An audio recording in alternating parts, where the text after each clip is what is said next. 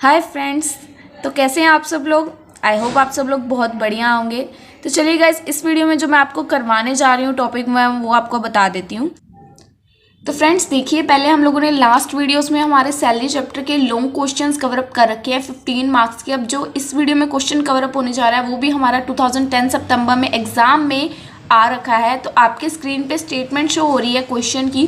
तो चलिए फटाफट क्वेश्चन को स्टार्ट करते हैं बिना हमारे किसी भी टाइम को वेस्ट किए हुए। तो चलिए स्टेटमेंट देखिए क्या है।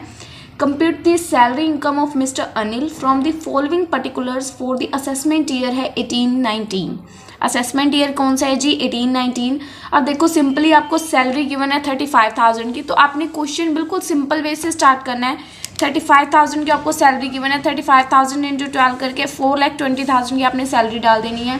After that DNS allowance given है 10,000 पर मंथ, तो 1,20,000 का डीएनएस अलाउंस जिसमें से 80,000 आपका एंटर है, मतलब 2/3 पार्ट आपका एंटर है।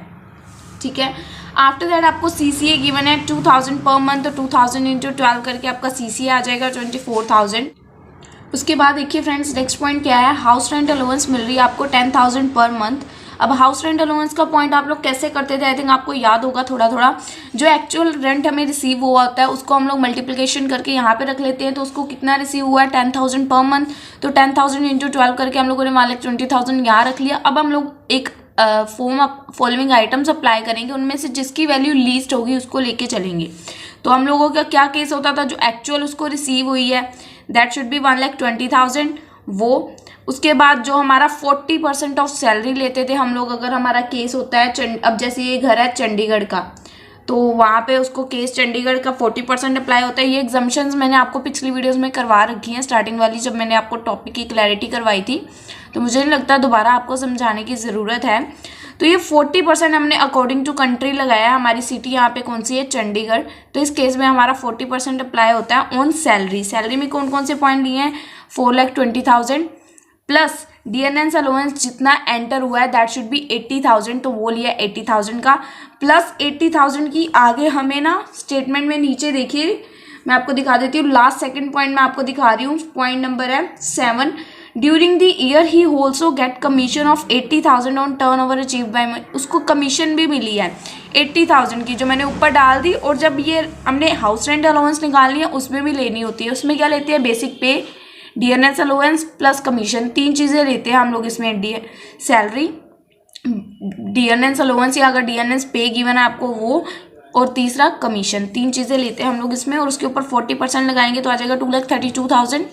ठीक है। आफ्टर दैट थर्ड में क्या होता है, जितना रेंट उस एम्प्लॉई ने पे किया, एम्प्लॉई पर मंथ कितना रेंट पे करा, देखो he lives in a rented house in Chandigarh and pay rent 5,000 per month. 5,000 per month पे करा है, 5,000 इंटू 12। ठीक है। माइनस करोगे 10% उसकी कॉस्ट का। इसका टोटल देखो जो सैलरी का है 5,80,000, इसका 10% इसमें से माइनस करोगे आ जाएगी आपकी वैल्यू 2,000। अब आप लोग इन तीनों में से जो आपकी लीस्ट वैल्यू है ना उसको देखोगे। लीस्ट मतलब सबसे छोटी वैल्यू कितनी है, 2,000। तो 2,000 जो भी सबसे छोटी है उसको इसमें से माइनस कर दोगे तो 1,18,000 आ जाएगी आपकी हाउस रेंट अलाउंस। ठीक है। नेक्स्ट पॉइंट देखिए, his wife is suffering from cancer and for her treatment he borrow 3 lakh from his employer. उसकी वाइफ सफ़र कर रही थी, ट्रीटमेंट उसने अपनी वाइफ की करवाई और ट्रीटमेंट के लिए उसने अपने एम्प्लॉयर से 3 लाख रुपीज़ का लोन लिया।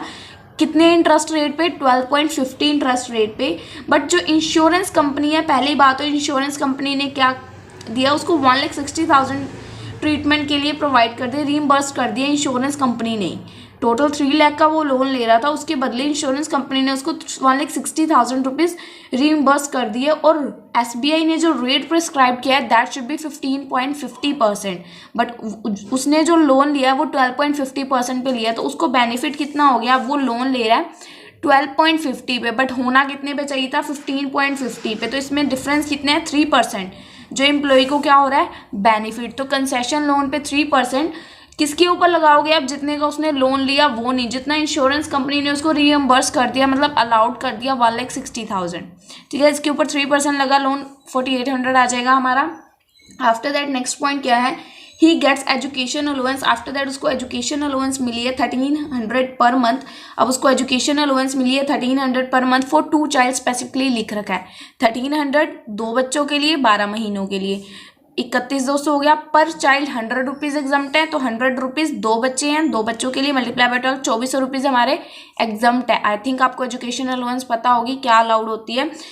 पर चाइल्ड 100 रुपीज़ एग्जाम्प्ट होते हैं, 100 रुपीज़, और एक फैमिली से मैक्सिमम 2 चाइल्ड्स को एजुकेशन अलाउंस मिल सकती है। तो यहाँ तो ऑलरेडी 2 ही चाइल्ड्स हैं, अगर 3 होते तो हमने 2 लेने थे, ठीक है। 2400 डिडक्ट किया, 28800 आंसर आ जाएगा इसका।